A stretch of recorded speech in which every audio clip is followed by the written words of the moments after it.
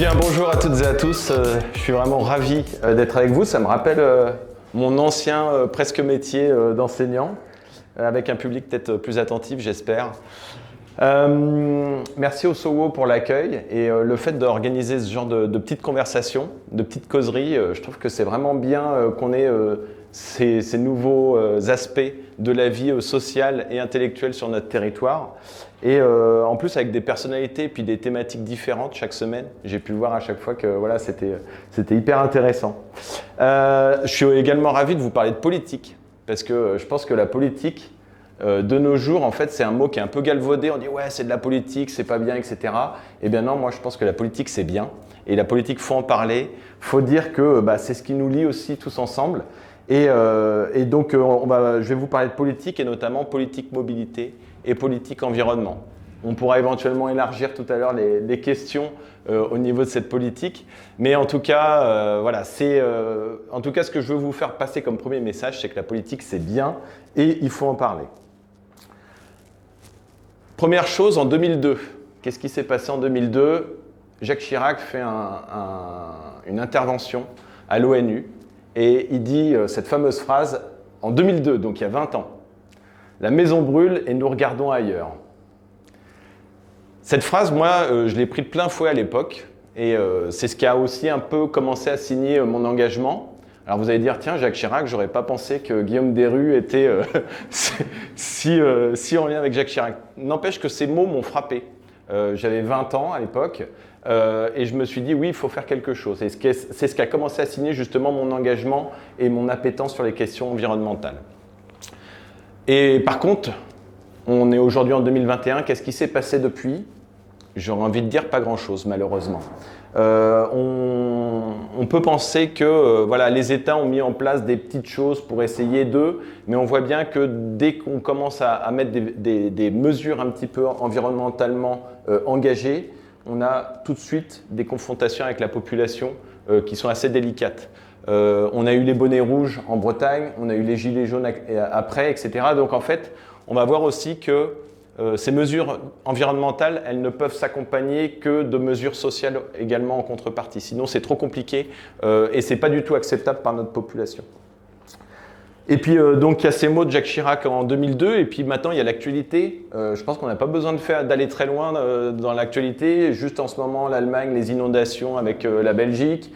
2 semaines avant, il y avait le Canada avec 49 degrés sur un village qui ressemble à Brest, en gros.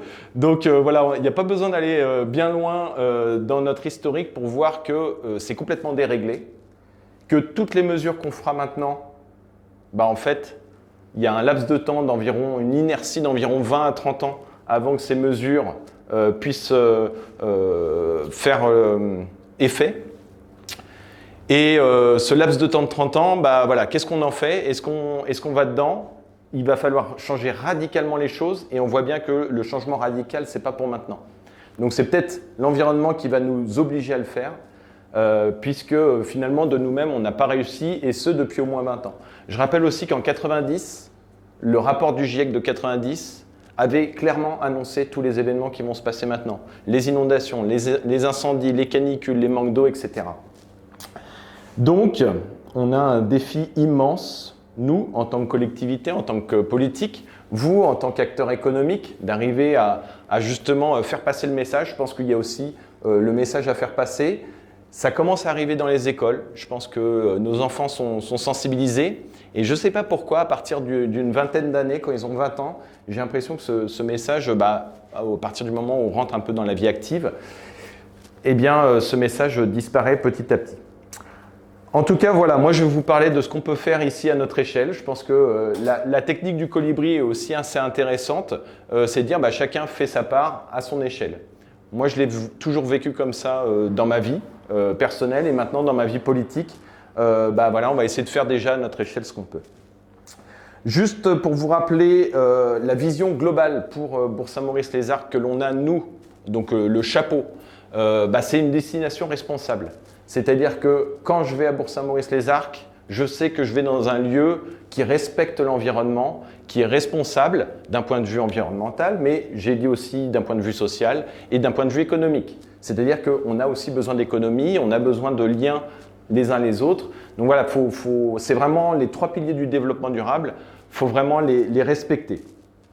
Une destination 4 saisons. Alors ça, les 4 saisons, on en parle beaucoup dans le milieu montagnard. Je pense qu'à Bourg-Saint-Maurice, d'autant plus, puisqu'on a cette chance d'avoir une bipolarité entre la vallée et la montagne, et on est capable justement de jouer sur tous ces tableaux, quelle que soit l'époque de l'année. Et puis, il y a 2 aspects qui me semblent vraiment importants, c'est les côtés sport de plein air, sport outdoor, où là, on a quand même tout l'environnement nécessaire pour s'épanouir. On a l'air, les parapentes, l'escalade, voilà, la montagne, l'altitude. On a la terre, le trail, le VTT, et j'en passe. Et puis, on a aussi l'eau. Pour le coup, là, on a un vrai point de différenciation avec beaucoup de destinations. En ce moment, on a les championnats de France de canoë-kayak. Et on voit là, on a plus d'1 million de personnes au niveau de la base de canoë-kayak. Et tous nous disent, c'est le plus beau bassin de France naturel, pardon. C'est le plus beau bassin, donc en fait on a cette possibilité, on a les rafters qui viennent aussi, on a une économie autour du raft, on a une économie autour de toutes ces activités qui est très importante et qu'il ne faut pas négliger. Et puis, moi je me rends compte aussi qu'on est de plus en plus écouté, Bourg-Saint-Maurice-les-Arcs. C'est-à-dire qu'on sent que le fait que Guillaume Desrues et son équipe soient passés aux élections il y a 1 an, eh bien ça a amorcé un signal pour beaucoup de destinations. On y reviendra tout à l'heure, mais on a été les premiers à annoncer le mot de moratoire. Moratoire sur les constructions touristiques nouvelles en station. Ce mot-là, quand on l'a annoncé, on est passé un peu pour des farfelus. Je peux vous dire que maintenant, il y a beaucoup de maires de grandes stations, pas tous, mais c'est quand même quelque chose qu'on entend plus. Alors, ils ne nomment pas moratoire, ils disent reconstruire sur l'existant, etc. Mais on a bien compris que le fait d'aller prendre des terres naturelles pour en refaire des constructions touristiques nouvelles, c'est un modèle qui est révolu. Voilà, on sent bien que là, et les maires le sentent bien, hein, je pense, dès qu'il y a des constructions nouvelles, il y a beaucoup de défiance, des associations qui se montent, etc. Parce que c'est un modèle qui est obsolète. On a aussi beaucoup de lits. Je rappelle, sur les Arcs Bourg-Saint-Maurice, on a plus de 40 000 lits touristiques. 40 000 lits touristiques occupés en moyenne sur une année 15% du temps. D'accord ? Donc c'est-à-dire que 85% du temps, ils sont inoccupés. On peut le voir aussi de cet aspect-là. Donc tout ça, c'est des problèmes qu'il faut avoir en tête. On a des logements, on a des lits, mais ils sont inoccupés la plupart du temps, donc ça, ce sera un problème. Je voudrais quand même revenir sur le contexte économique de cette année, parce que je pense que c'est important pour la suite des choses à venir. Donc en 1 an et demi, il y a eu quand même 3 confinements, dont un premier qui était assez sévère, mais les 2 autres quand même qui ont laissé des traces. On a notre saison blanche d'hiver, donc qui pour la commune, au moment où je vous parle, c'est 5,5 millions, 5,5 millions d'euros de rentrées fiscales qui n'ont pas eu lieu. Donc un budget avec cette somme en moins, donc forcément, ça aura des conséquences sur les investissements futurs. Juste pour vous redonner la photographie, il y a 7300 habitants à Bourg-Saint-Maurice, avec un budget, les années normales, de 50 millions d'euros, ce qui nous place sur la 3e commune de Savoie en termes de budget. C'est-à-dire que vous avez Chambéry, vous avez Aix-les-Bains et vous avez Bourg-Saint-Maurice.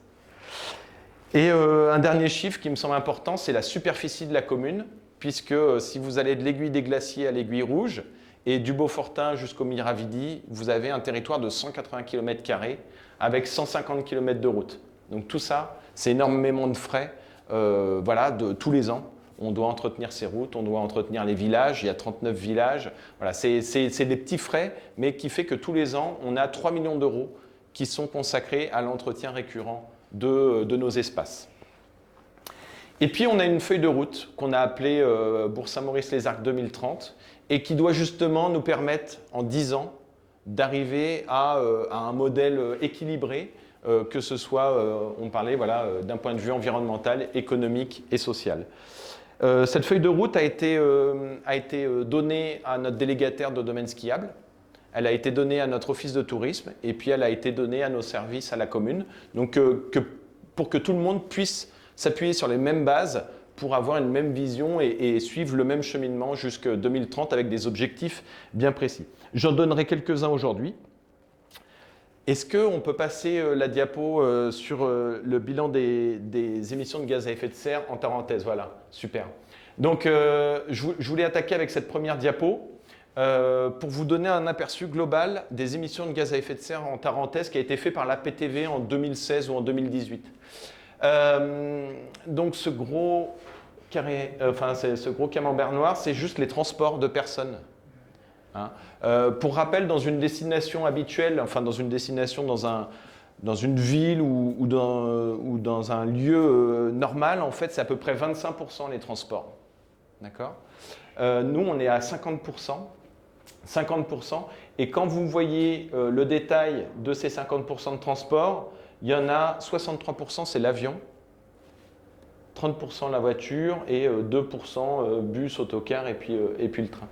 Donc en fait, nous, notre levier, le domaine skiable, c'est 0,5%. Donc quand on dit que le ski pollue, je ne suis pas d'accord avec ça. C'est pas le ski qui pollue, c'est le transport pour aller au ski qui pollue.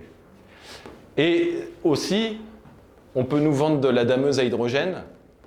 C'est pas la dameuse à hydrogène qui changera notre vision des choses. C'est vraiment le transport des vacanciers, mais même nous, hein, dans nos mobilités, qui va changer la donne. Donc, notre effort, il est là. Un peu aussi, on peut parler éventuellement je cherche le logement, hein, mais on voit quand même que c'est à la marge. En tout cas, ce graphe est éloquent, et c'est pour ça qu'on va focaliser nos efforts sur la mobilité. Donc la mobilité à l'intérieur de la ville, mais aussi la mobilité à l'extérieur, et c'est pour ça qu'on va avoir besoin de tout le monde pour faire pression aussi, puisque là on voit notre seule possibilité, en fait, à mon avis, elle est là, c'est le train. Le train, c'est 50 fois moins que la voiture, c'est 80 fois moins que l'avion en termes d'émissions. Donc on a la chance d'avoir une voie ferrée. Si maintenant, de nos jours, on devait construire une voie ferrée jusqu'à Bourg-Saint-Maurice, c'est des milliards d'euros. C'est même pas des millions d'euros, c'est des milliards d'euros. Juste pour doubler la voie, pour vous donner un ordre d'idée, à un moment donné, c'est dans les tuyaux, ils veulent doubler la voie entre Bourg et Albertville. Juste pour doubler la voie hors tunnel, c'est déjà 700 millions d'euros. Donc voilà, ça vous donne un peu l'ordre de grandeur des sommes. Ceci dit, est-ce que l'enjeu en vaut la chandelle? Certainement, puisque si on veut vraiment faciliter les mobilités avec la vallée, on va être obligé de passer par là. Et donc on va avoir besoin de vous pour justement propager ce message de la mobilité en Tarentaise. Donc voilà, ça c'est la vision globale tarentaise, c'est-à-dire que nous, politiques, vous, acteurs économiques, c'est de dire, bah voilà, auprès de la région, de vos élus régionaux, bah voilà, nous on veut du train. On veut du train parce qu'on veut que les gens viennent ici, mais de manière responsable. Et notre première responsabilité, elle est là. Donc, on a cette mobilité globale, et puis après, il y a la mobilité à l'échelle de Bourg-Saint-Maurice. Donc, notre mobilité au niveau de Bourg-Saint-Maurice, donc dans le monde idéal, on arrive en train, avec des trains toutes les demi-heures, voilà, qui nous relient à Chambéry en moins d'1 heure et demie. Et puis, on arrive à Bourg, donc là, on arrive à cette gare qui, ma foi, fait son job. On a une gare routière qui va être refaite prochainement. Et puis, on a notre premier maillon qui nous emmène vers les Arcs, qui est le funiculaire. Donc, je vais vous faire un petit aparté sur le funiculaire. Parce que y a beaucoup de choses à dire déjà. C'est un outil absolument fantastique qui nous est envié quasiment peut-être pas dans le monde entier, mais au moins en France. Il transporte les bonnes années 700 000 personnes. Nous, très rapidement, en 1 ou 2 ans, on aimerait arriver au million. C'est assez symbolique et en même temps, ça montre l'utilité de l'outil. 1 million de voyageurs, pour vous donner aussi un autre ordre d'idée, ça peut être un nombre de voyageurs sur une petite ligne TER. Donc on est quand même sur quelque chose d'assez important. Donc je vous parlais de notre enjeu gaz à effet de serre. Dans notre fiche de route Les Arcs 2030, on a demandé donc à notre délégataire de domaine skiable ADS, à ABT et à la commune de bosser sur un objectif. Actuellement, 20% de nos voyageurs viennent en train sur la destination des Arcs, ce qui est plutôt élevé par rapport à d'autres stations, justement parce que l'accès est aisé. Nous, notre objectif en 2030, c'est de doubler cette proportion, donc d'arriver à 40%. Ça va être notre premier levier qu'on va actionner justement pour décarboner un peu notre destination. Donc l'appareil funiculaire, comme tous les funiculaires, c'est un prototype. Donc qui dit prototype dit il n'y a pas de pièce de série. Donc ce qui va quand même expliquer un certain nombre d'aspects après. Donc on investit, donc on a eu des désordres qui ont été identifiés l'été dernier. On met 10 millions d'euros sur la table, là, en 3 ans, pour refaire la voie, puisque c'est une voie, il y a 150 piles. Donc 150 piles de béton qui font, je sais pas, plus de 2 mètres de diamètre. 150 piles de béton il a fallu en stabiliser une quarantaine. Donc faire des fondations assez lourdes. Il a fallu reprendre, voilà, la voie avait 30 ans. Elle n'a pas forcément été entretenue comme il aurait fallu. Donc voilà, nous on met 10 millions sur la table pour pérenniser cette installation pendant, j'espère, une vingtaine d'années. On avait mis en place une tarification adaptée. Donc jusqu'à présent, le tarif du funiculaire était à 8 euros le trajet ou 14 euros l'aller-retour. Nous, on l'avait descendu pour cet été, mais pour l'hiver prochain, ce sera valable. 3 euros et 5 euros l'aller-retour. Donc vraiment pour ne plus se poser la question en fait.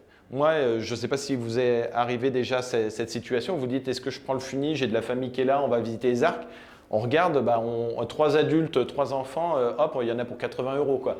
Donc on n'y va pas, on prend la voiture et puis on ne se pose plus la question. Donc c'est pour ça qu'on se rapproche d'une tarification transport en commun. On l'a même d'ailleurs fait classifier pour cet hiver, pour pouvoir l'ouvrir. On l'avait déclassifié de remontée mécanique à transport en commun, justement pour pouvoir l'ouvrir. Et c'est une démarche qu'on est en train de valider dans le temps et qui pourra peut-être, on espère, nous donner accès à certaines subventions, justement, le fait qu'on le classifie de cette manière-là. Et puis, au niveau de l'amplitude et l'amplitude au niveau de l'année, donc élargir les saisons. Donc, on va partir sur les week-ends de juin et puis quelques week-ends de septembre. Et puis, au niveau de l'amplitude horaire, eh bien, sur l'hiver, normalement, c'est jusqu'à 21 h, voire 22 h sur certaines soirées, si on voit que qu'il y a le besoin, en tout cas. Donc voilà au niveau du funi. Ensuite, au niveau de la ville en tant que telle, notre vision, c'est celle du rééquilibre des usages. Rééquilibre des usages, qu'est-ce que ça veut dire? Vous mettez quelqu'un qui vient d'une grande ville, peu importe où en France, et qui arrive à Bourg-Saint-Maurice, il va vous donner le diagnostic suivant. Il n'y a que des voitures. Tout l'espace public a été privatisé, en quelque sorte, par les voitures. C'est-à-dire qu'il y a de la voie de circulation pour voitures, il y a des parkings pour les voitures, tout est dédié à la voiture. Donc, qu'est-ce qu'on propose? C'est de rééquilibrer ces usages. Ce n'est pas d'enlever la voiture, c'est d'avoir un cheminement au niveau de la commune qui soit cohérent, c'est-à-dire vous arrivez à votre voiture, avec votre voiture sur Bourg-Saint-Maurice, vous pouvez vous stationner là, là, là. On arrête le stationnement disséminé à droite, à gauche, qui fait perdre énormément de place, puisque chaque place de voiture, c'est 12 mètres carrés 50. Vous avez 2000 places automobiles juste sur Bourg-Centre. Donc 2000 places x 12 mètres carrés 50, je vous laisse faire le calcul, mais ça va faire peut-être 2000 places, je vais dire une bêtise, voilà. Mais beaucoup.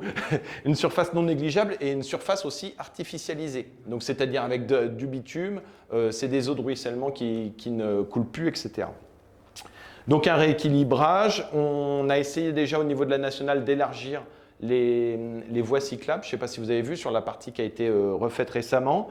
Et puis donc on va mettre 16 bases de stationnement vélo sur des places de stationnement parking. Alors ça, c'est quelque chose qui peut paraître un petit peu incongru, en tout cas qui déplaît beaucoup à nos amis automobilistes. Mais le but, c'est de montrer les meilleures places de stationnement, maintenant, elles seront pour les vélos. Je prends l'exemple du parking, il y a 3 places de stationnement juste devant la poste. Donc eh bien, ces places-là, on les dédie aux vélos. Pour dire, voilà, vous prendrez votre vélo, ce sera plus aisé pour vous d'aller à votre courrier. Voilà. C'est audacieux. Surtout dans des bourgs voilà, pour lesquels, depuis quelques décennies, on a pris certaines habitudes, mais notre décarbonation, elle passera aussi par là. Donc 16 bases de stationnement vélo qui vont être mises en place là, dans la semaine à venir. Je voulais aussi, donc le coût automobile sur la commune, Donc vous avez 2000 places sur Bourg-Saint-Maurice, vous avez sur les Arcs, il y en a peut-être 4000 en tout avec les différents parkings. Une place en aérien, en ville, c'est à peu près, le coût est à peu près de 9000 euros. D'accord. Dès que vous passez sur de la place souterraine, on est plutôt aux alentours de 30 000 euros la place. Donc c'est des coûts d'investissement de base qui sont quand même très élevés. Et ce qu'il faut savoir, c'est que le budget parking de la commune est déficitaire parce que en fait, les parkings notamment aux Arcs ne sont exploités que 5 mois par an, à la place de 12 mois dans une ville, dans une grande ville. Donc en fait, il est déficitaire. C'est-à-dire que tous les ans, la commune met 1,4 million, 1,4 million sur la table pour rééquilibrer ce budget des parkings. Donc là, on a un vrai problème, c'est qu'on met de l'argent public, beaucoup d'argent public, pour juste garer des voitures. Donc quand on vous donne un objectif de doubler le nombre de voyageurs, pour les Arcs notamment, en 10 ans, c'est aussi pour essayer de baisser un peu ce budget parking qui coûte énormément à la collectivité. Et la collectivité, c'est aussi nos impôts. Donc voilà, est-ce que nos impôts ont vocation à payer et à subventionner des places de stationnement? Je pense qu'en 2020, ce n'est plus vraiment le cas. Et donc, il y a plusieurs projets de requalification. Donc, il y a actuellement la rue des Certeaux, là où on a fait un aménagement test, justement pour libérer un peu d'espace. On libère la vision aussi, c'est-à-dire que quand vous êtes à la coopérative, vous avez maintenant une rue qui est libérée visuellement. Et puis, il y a une requalification pour le coup qui est sur le quartier des Villars sur les Arcs, où là, la commune va mettre 2 millions d'euros sur la table. Donc, 2 millions d'euros pour des Certeaux, 2 millions d'euros pour les Villars aux Arcs.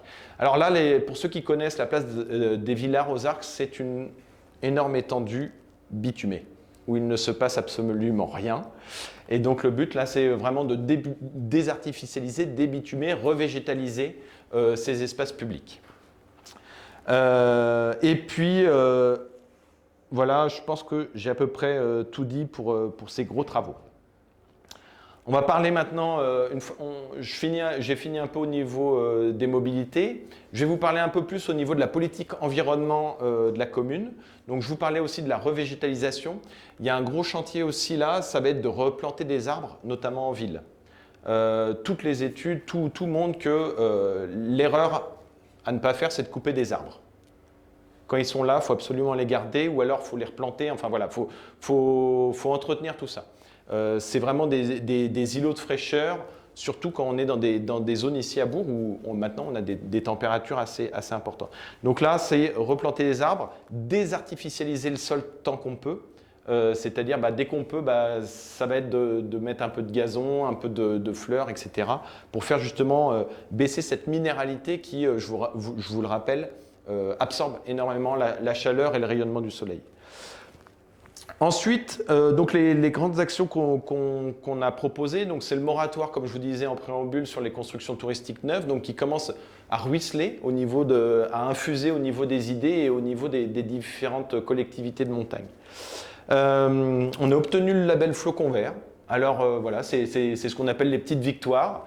Ce label Flocon Vert, il est très intéressant pour deux choses.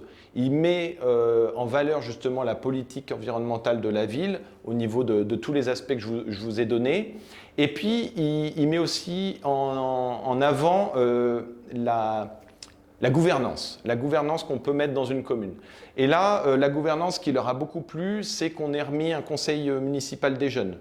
C'est qu'on ait fait un budget participatif, c'est qu'on intègre les habitants, je pense par exemple au quartier des Alpins où on a fait plusieurs réunions de concertation avec les habitants. Et ça, cette gouvernance, c'est très important à leurs yeux, c'est ce que je vous expliquais tout à l'heure, l'acceptabilité sociale des choses doit vraiment passer par une appropriation par les citoyens, par les habitants. Et donc voilà, on peut supposer qu'on évitera quelques écueils justement avec cette concertation et la participation des habitants. Je fais juste une petite aparté sur le budget participatif, puisqu'on a reçu les résultats, on a clos les votes la semaine passée. On a eu plus de 700 votes, donc on est quasiment au même taux de participation que pour les élections départementales. Donc on est quand même ravis. Et je pense que non, mais c'est un très bon exemple de ce que doit être aussi une partie de cette démocratie participative. C'est ces projets qui ont été portés par les habitants. Les habitants votent pour des projets qui leur tiennent à cœur. Le résultat est assez surprenant. Et donc, ce n'est pas forcément les projets pour lesquels on aurait pensé qu'il y aurait une vraie appétence des habitants. Et bah, pour le coup, bah, on accepte le jeu de la démocratie. Et je pense que voilà, ça fait partie des petites choses qui peuvent vraiment voilà, aller dans le sens d'une transition aussi qui soit acceptable par tout le monde. Donc voilà, dans le label Flocon Vert, vous avez les mesures environnementales et puis vous avez la gouvernance qui est très importante. D'ailleurs, il y avait un aspect qui était assez intéressant là-dedans, c'était le fait, il y avait le ramassage des déchets, il y avait le projet de l'eau des Arcs, voilà, des petits projets environnementaux qui permettaient aussi d'asseoir un petit peu cette vision. Trois petites choses pour lesquelles on a pris des positions un peu fortes. On s'est positionné contre l'implantation d'une antenne 4G au Chapieux. Alors on pourrait dire oui, la sécurité, etc. On reste persuadé qu'il va falloir garder aussi des zones de déconnexion. Voilà, puisque dans le cadre d'un tourisme différent, eh bien, je pense qu'être dans une vallée où on ne reçoit pas 12 notifications toutes les demi-heures, ce sera précieux. On a pris aussi une position sur l'extinction de l'éclairage public. Donc on éteint à 23h, on remonte à 1h là pendant la saison estivale, mais on garde quand même cette position de l'extinction de l'éclairage public en pleine nuit. Il y a deux aspects, il y a l'aspect un peu égoïste de pouvoir profiter des ciels étoilés hein, sans la pollution nocturne, et puis il y a l'impact sur la biodiversité. Et là, c'est vrai qu'il y a beaucoup d'études qui montrent que ce soit pour les insectes, les oiseaux et puis même la faune, il y a quand même un dérèglement qui se passe à cause de ces éclairages nocturnes.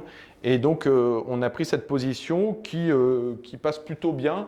On est quand même attentif en soirée, donc notamment sur la station. Et l'hiver, voilà, cet éclairage restera allumé toute la nuit sur la station.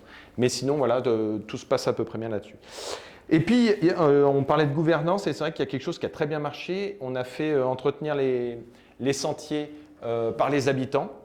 Alors, on a été assez agréablement surpris puisque bon, on sortait du troisième confinement, donc je pense que tout le monde avait envie de se dégourdir les pattes. Mais voilà, on a eu plus de 200 personnes qui sont venues entretenir les sentiers. Les sentiers, c'est notre patrimoine. C'est de l'argent public aussi qui est économisé hein, quand on vient avec sa pelle et sa pioche. Et puis, ça a créé du lien social. Donc voilà, ça fait partie de toutes ces actions qu'on souhaite mener de manière récurrente et qui nous semble être vraiment la base de ce que doit être la relation entre le politique, la population, les acteurs économiques que vous représentez. Je pense que je suis pas mal là-dessus. Donc voilà, ce qu'on doit retenir vraiment, c'est le lien social, la gouvernance, la mobilité, puisque ça va être nous notre levier, en parenthèse, dans d'autres coins. Ça peut être le levier industriel, le levier agricole. Pour nous, ce sera vraiment l'axe majeur sur les 10 années à venir. Et puis en parlant de mobilité, je dis un petit mot, mais sachez quand même qu'on est, sur une étude pour produire de l'hydrogène à Bourg-Saint-Maurice. Voilà, c'est une étude de faisabilité, donc on regarde si c'est cohérent ou pas à l'avenir. Mais si jamais l'hydrogène devait être un des carburants du futur, parce que je pense qu'il ne faut pas se leurrer, il n'y aura pas un seul carburant, on va aller sur des solutions de plus en plus mixtes. Et bien si on peut le produire nous-mêmes sur place, ça peut être aussi une source de revenus, ça peut être aussi une source de pérennité pour nos enfants, pérennité financière. Donc voilà où on en est aussi. C'est un sujet en tout cas qu'on ne balaye pas d'un revers de la main, on l'étudie. Je vous remercie pour votre attention, ça fait plaisir. Et puis voilà, je vous souhaite une bonne